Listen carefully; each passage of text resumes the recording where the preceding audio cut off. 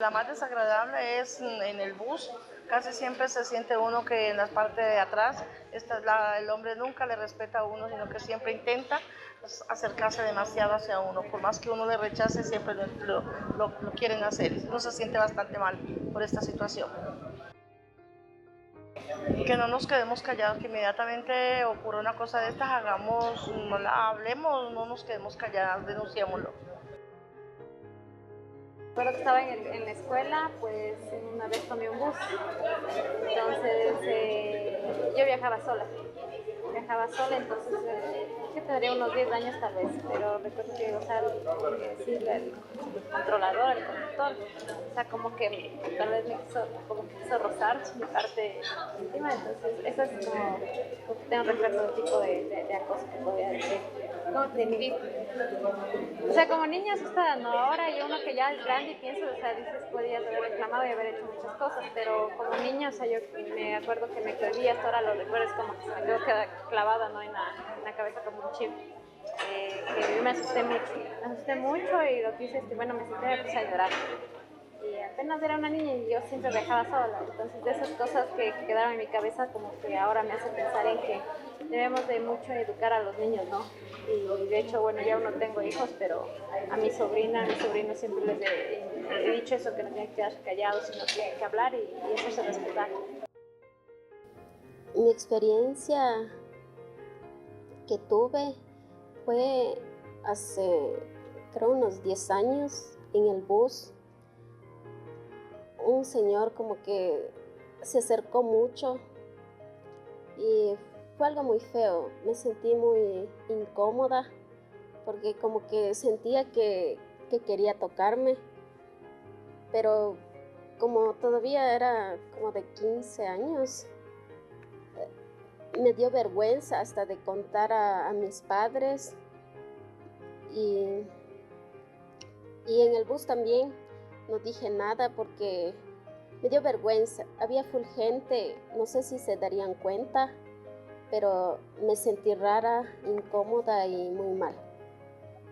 Y como lo recomendable es hablar a nuestros padres o decir a alguien lo que nos pasó, porque después es como que nos queda esa sensación rara, ese sentimiento de que, ay no, ese miedo de no haber dicho nada a nuestros padres y que nuestros padres nos digan algo, o sea, que nos digan alguna palabra de aliento hacia esa situación que a veces como mujeres siempre estamos expuestas.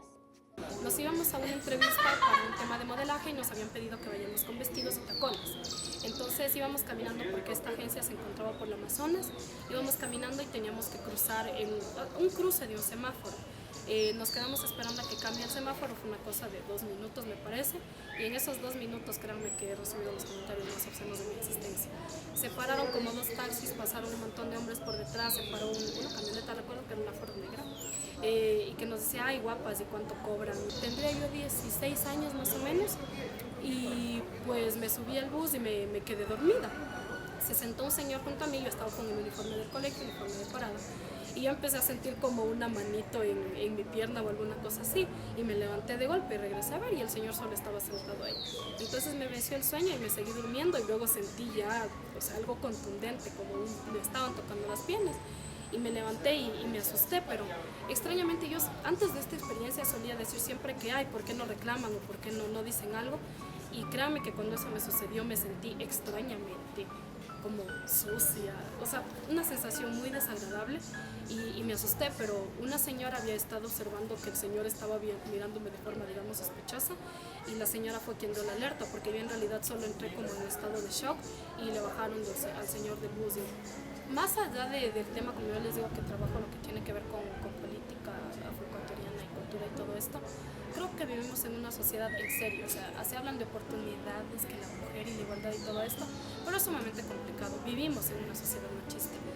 Con el tema de la discriminación y el tema de género y el tema de acoso, yo siempre suelo decir, es muy triste cuando tú ves que las leyes, que los discursos y todo esto se construyen en base a personas que no han vivido y han sufrido estas circunstancias. No tendremos que estar pensando en, ay sí, cómo estarían vestidas, qué estarían haciendo, ni nada. creo que uno podría andar desnudo por la vida y nadie tendría por qué ponerte una mano encima. Subí justo en el bus que te lleva al Nacional y del Nacional al Valle de los Chillos, porque yo vivo allá. Y en el bus del Nacional al Valle de los Chillos es un tramo bastante grande, o sea, sí te toma bastante tiempo. Y cuando subía vi que habían algunos espacios ocupados y no había mucho, había bastante gente y no había mucho espacio para poder sentarte libremente.